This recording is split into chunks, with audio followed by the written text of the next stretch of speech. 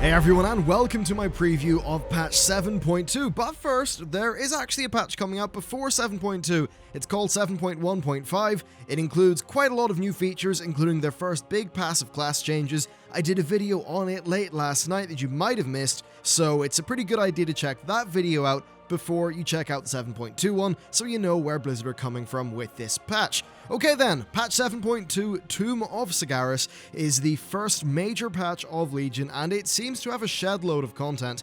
After spending months around the Broken Isles gaining power and developing our class orders, we're finally ready to take a second crack at the Broken Shore, which is going to be the main bit of new world content for this patch. So the Alliance and Horde weren't able to work together given the recent happenings, meaning that the Order Hall leaders have banded together to form a new faction called the Armies of Legionfall. They are the main faction for this zone, and their main world content takes place on the Broken Shore. So you start by securing a foothold, and then you sort of build up your base. It seems like there are three main building choices, and you can do that in whatever order that you want. Once you build the buildings, they can be upgraded, and doing this will unlock new bits of world content for you, with each building having its own sort of set of world content.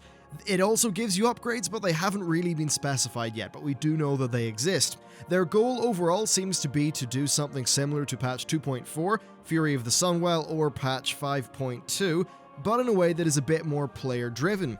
It's also going to be bringing a new Order Hall campaign that everyone can partake in.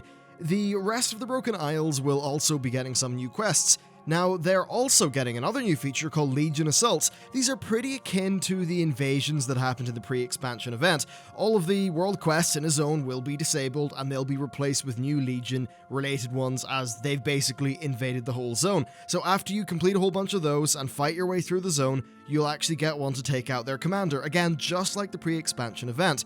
However, after that, you're able to queue for a 3-player scenario that will take you up to their battleship so you can take it down from the inside, which first of all seems really cool, and second, it's quite nice seeing a good use of the 3-player scenario tech from Mists of Pandaria. All the world quests in this system will still contribute to your emissaries, and there is a separate set of Legion Assault content for every single one of the Broken Isles zones, and additionally, new regular world quests are being added to the actual Broken Isles, not only just to the Broken Shore area.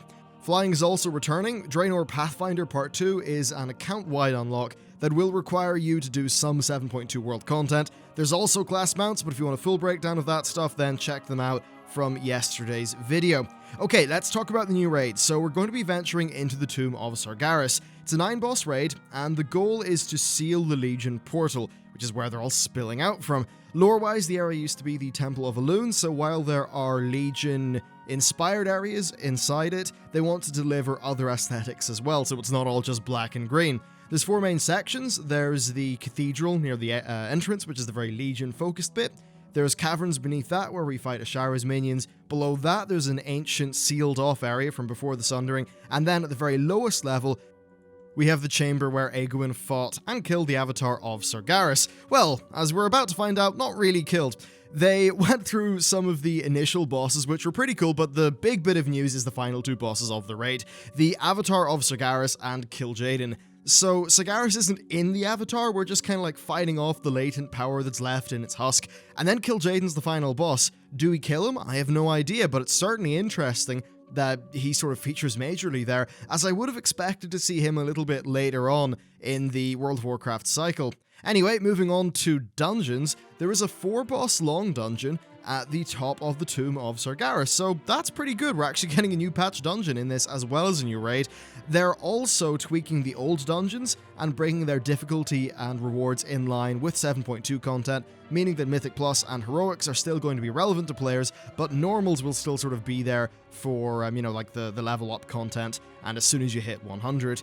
They're also splitting Karazhan in 2, an upper dungeon and a lower dungeon, and then they're adding both of those to the Heroic queue and making them available for Mythic Plus. Finally, the Court of Stars and the Archway are being added to the Heroic queue, and they're also adding a new Mythic Plus affix, well, a few new ones, but the one example they gave was Bursting, which causes non-boss enemies to explode, doing 20% of any given, and all players, 20% of their health in damage over 4 seconds, and it stacks, so I'm sure that will be really fun. And that's not all. Artifacts are getting an upgrade. There will be a 4th point on all the existing traits, as well as some new traits. They're also going to be adding relics, which modify 2 traits instead of the current ones, which only modify 1. And this stuff is unlocked via a new artifact questline, and they're also adding a new artifact skin for every single artifact weapon that is based off completing challenges which are like really hard solo content, and it seems like it's modeled after the Warlock Green Fire quest or the Epic class quests from back in the vanilla game.